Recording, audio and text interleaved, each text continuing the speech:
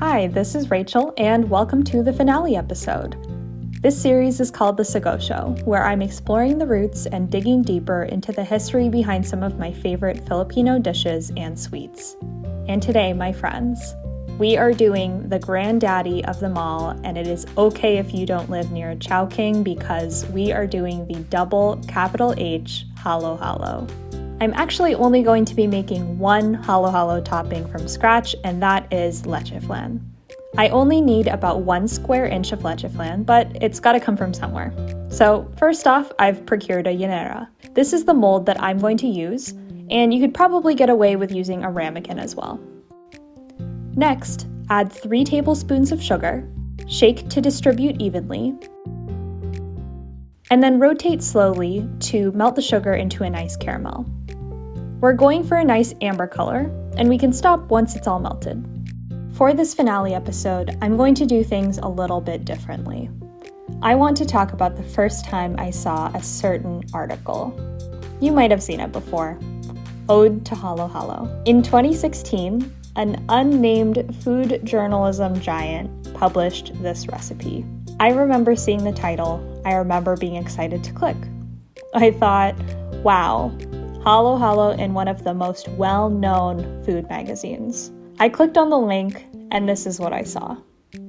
Something that was completely unrecognizable from what I knew as Halo Halo. The ingredients listed included blueberries, blackberries, coconut milk, gummy bears, popcorn, and lime juice for some reason. If you haven't had Halo Halo before, just keep watching and you'll hopefully understand why this was very, very upsetting. And by the way, we're going to start on the custard for the Leche Flan, so we need to separate 6 egg yolks from their white counterparts. And so when I saw this, I thought, this isn't Halo Halo in any stretch of the imagination. What exactly is this an ode to? Leftovers that you randomly found in your pantry? I remember being completely outraged, but not knowing how to articulate how I felt or why it was wrong. It felt like someone was saying, oh, the halo halo that you make? Well, it's a little strange and unpalatable, so we reimagined it. Don't worry, it has gummy bears. And food is this topic that is so close to home for me as an American-born Filipino. It's always been something that I could clutch onto, even when there were other parts of my Filipino identity that I was letting go of. So when a highly influential food magazine depicts something as iconic as Halo Halo in this way, they are wielding their power to portray your culture for you. When you're Bon Appetit, and yes, I'm going to name them now, you have a massive audience, and you get to define American taste. You get to define American perception of food. You get to control what people see from other cultures. And what they chose to do was create a whitewashed version of a dish and teach nothing about its actual origins. Back to the Leche Flan. I'm adding half a cup of sweetened condensed milk, half a cup of fresh milk, half a teaspoon of vanilla, and the zest of 1 lime.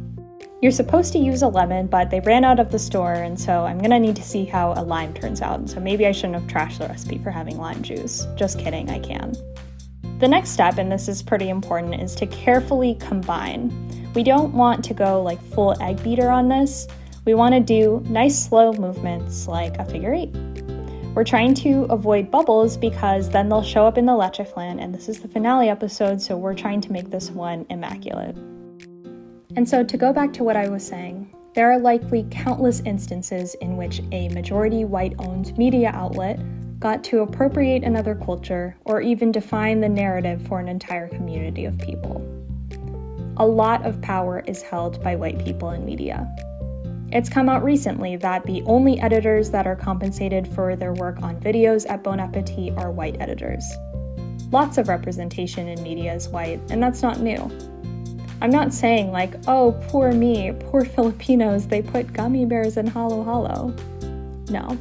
I'm challenging you to question the media that you consume with a critical lens, even food media. Try to ask yourself who's the author or the blogger behind this recipe. What does the staff at this company look like? And are they misrepresenting a culture, or just as bad, erasing who actually created it?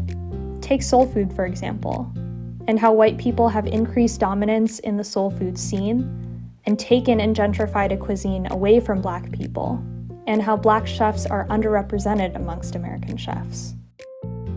And I know I said this was going to be immaculate, but clearly I'm just going to use this opportunity to spill egg for the second time in this series. But I'll use cheesecloth to strain out the solids and the zest from the custard, and use this kind of contraption thing to put this in place. And anyway, this ensures that the leche flan is super smooth. And next, our caramel has hardened, so we can add the custard and cover with foil. Add this to a steamer over simmering heat and heat it for anywhere between 50 to 75 minutes or until the leche flan is firm to the touch.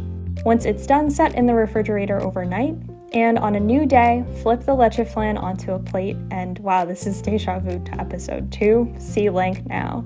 And now that we've created the leche flan that I only need 1 square inch of, it's time to compile my ode to halo halo. So now's right about time to whip out that ice shaver. I have an electric ice shaver, but you might have one of those vintage hand crank ice shavers, which probably work better than this one. We're going to be adding nata de coco, or coconut gel, sweetened kidney beans with makapuno coconut strips, mongo, or sweetened red bean, and langka, or jackfruit, sago pearls, and hey, that's the name of this show, and ube halea, or ube jam. And to put this together, all you have to do is add everything into the glass, ending with our leche flan, and bonus points if you have ube ice cream. By the way, use fresh milk and not sweetened condensed milk. I ran out of my regular milk, and milk is hard to come by these days. So as I put these together, at the end of the day, Bon Appetit is never going to be the one that creates the landscape to represent Filipino food. They're never going to tell you about how adobo comes from indigenous people, not Spanish origins. They're never going to tell you that it was before World War II that Japanese communities in Manila had introduced a dish with ground ice, red bean, and milk from which halo halo was indigenized. And maybe after all this time waiting for someone to be that voice, I realized that that voice could be me. I have a long list of thank yous here. Salamat to Mom for sending me recipes and FaceTiming me to make sure that everything looked right.